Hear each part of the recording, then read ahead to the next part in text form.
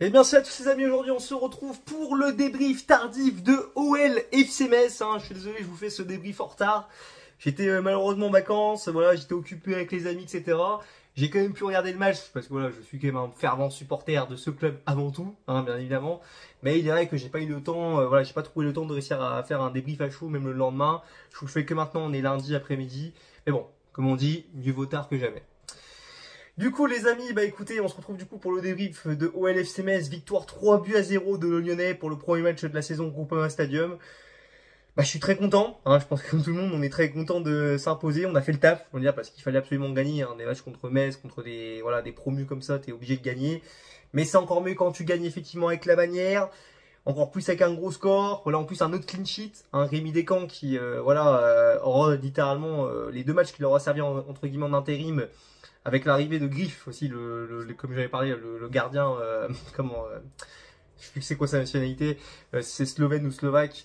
Du coup, bah voilà, qui à mon avis dès le prochain match face à Marseille sera titulaire, qui a bien assuré. Donc déjà oui, je profite aussi de faire un peu les compos. La compo je l'ai pas de tête, mais je vous la mettrai en visuel à l'écran. Donc comme d'habitude, un 4-2-3-1 avec Descamps au cage. Très bon match encore de la part de Descamps, je trouve. Enfin, il n'a pas été aussi sollicité que face à Lens, mais je trouve quand même que le peu de choses qu'il a eu à faire, il les a bien faites. À gauche, c'était Hamner. Hamner qui, pour moi, il a des définitions parfaites d'ailleurs, du joueur vraiment remplaçant, du joueur voilà, qui joue la rotation. Personnellement, voilà, Hamner, il n'a pas fait un match, enfin, il a fait même assez un mauvais match globalement. Mais bon, je vais te dire que voilà, c'est un remplaçant, faut pas s'attendre de lui qu'il fasse toujours des top performances. Donc c'est comme ça. Après, Tagliafico va bien revenir le temps qu'il se remette un peu physiquement. La défense centrale, Mata Niakate qui a pour moi pas fait un top match, mais qui a été plutôt correct. C'est un des rares matchs où il m'a plus ou moins rassuré. Il a porté un peu ses coronets, il a fait des sorties assez intéressantes. Enfin, comment dire, il a bien anticipé, je trouve, c'était bien. Excusez-moi parce que je vous fais un peu le rematch de tête, du coup j'essaie de me rappeler tout ce qu'ils ont fait. À droite c'était Maitland Nizer qui m'a fait rire. Maitland Nizer qui a joué latéral droit pendant le match, qui était, rappelez-vous, ailier droit le précédent match contre Lens, mais qui pour moi a fait un meilleur match en étant latéral droit, et qui d'ailleurs est crédité il me semble de la passe décisive sur ça va être ça, le deuxième but, c'est qui marque le deuxième but? C'est Mikotadze il me semble. Ouais c'est ça, c'est Mikotadze. Voilà, qui joue en position d'ailier droit sur ce but-là. C'est n'y a rien à comprendre. Voilà, il joue mieux, et ça me semble qu'il joue mieux en tant qu'ailier droit quand il est latéral droit. Enfin bref, t'as compris quoi. Un peu trop long. Ce que je dis, du coup, excusez-moi, je suis un peu perdu. Le riff est assez assuré. Donc du coup, les deux milieux de terrain, les deux pivots, Tessman, Morton, on en parlera après. En numéro 10, le capitaine Tolisso. À gauche, Mike Fofana, buteur aussi sur voilà, le premier but. À droite, c'était Stulch, la première titularisation de Stulch. Et en numéro 9, c'était Mikotadze. Donc ouais, j'ai un peu fait ça, un peu déconstruit, c'est moi, parce que j'essaie de me rappeler un peu du match, que c'est plutôt chaud dans ma tête. Écoutez, globalement, ça a été, je trouve, un match plutôt bien maîtrisé de la part de Lyonnais. Après, sincèrement, c'était pas non plus un super match. Je veux pas dire que le score ne reflète pas non plus la physionomie du match, mais on n'a pas non plus vraiment ultra dominé cette équipe du FC Metz.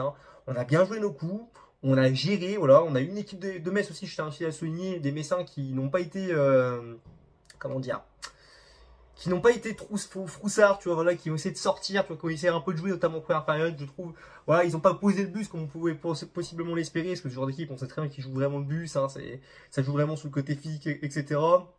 Ils ont des opportunités, ils auraient pu marquer.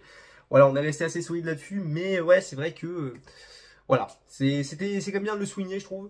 Maintenant, voilà, écoutez, pour parler un peu de la prestation collective, bah, concrètement, on a plutôt bien géré. Ça n'a pas été une surdomination non plus, mais je trouve quand même qu'on a bien géré nos coups, on a bien joué, voilà, les peu de choses qu'on avait à faire. On a marqué 3 buts. Une victoire 3-0, net, sans bavure, j'ai envie de te dire. Tant mieux, voilà, j'ai envie de te dire. On a vu aussi à quel point Tyler Morton pouvait être un joueur de foot formidable. Ouais, bon, j'ai pas envie de lui porter la poisse ou quoi que ce soit, mais on va pas non plus se porter l'œil. Mais pour l'instant, Tyler Morton, c'est vraiment solide, de peu qu'on voit. Franchement, je tiens à souligner sa performance. L'ouverture qu'il fait, bah, c'est sur le deuxième but, je crois, il me semble. Exceptionnel. Il te fait une passe vraiment. Il a vraiment eu la vision du jeu, la passe qu'il faut faire au bon moment, à l'instant, dans la meilleure des positions. Bien joué Tyler Morton, on rappelle un peu Guimarães un petit peu, on verra bien ce que ça donne, on va pas non plus trop se lancer maintenant, mais il sera forcément dans les tops dans cette vidéo.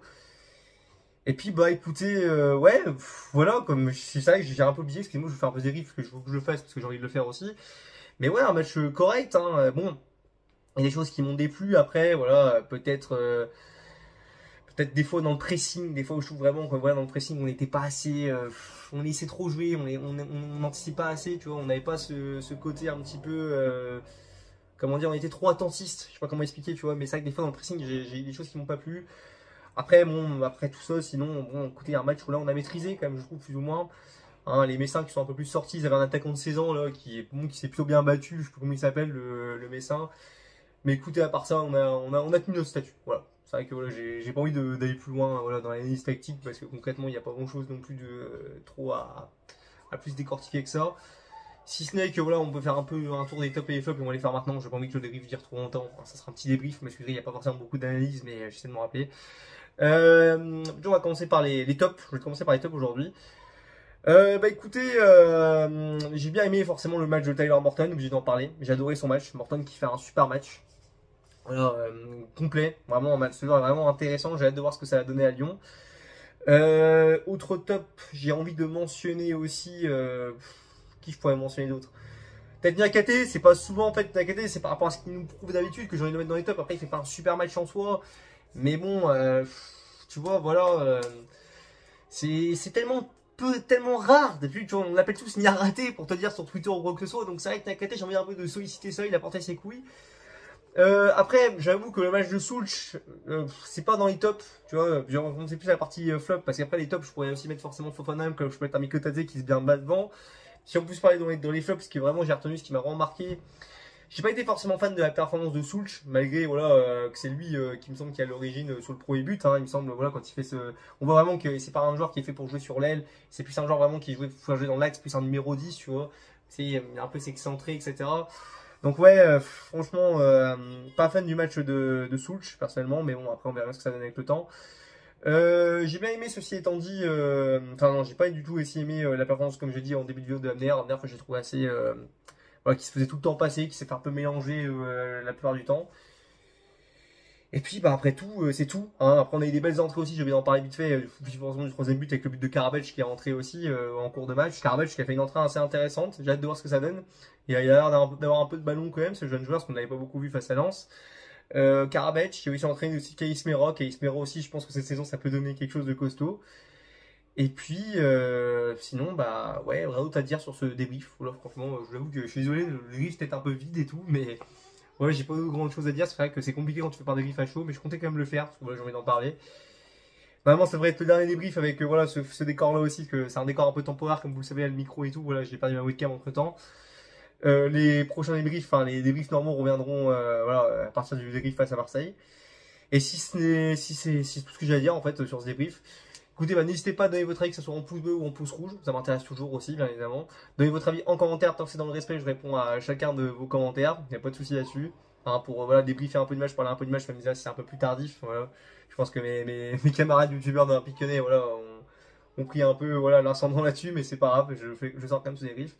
Donc écoutez, on se retrouve prochainement pour une nouvelle vidéo, pour un prochain débrief normalement. Là, l'actu Mercato, j'ai vu que Samuel Koumbedi pouvait notamment partir du côté de Wolfsburg en prêt avec une option d'achat obligatoire, un truc comme ça.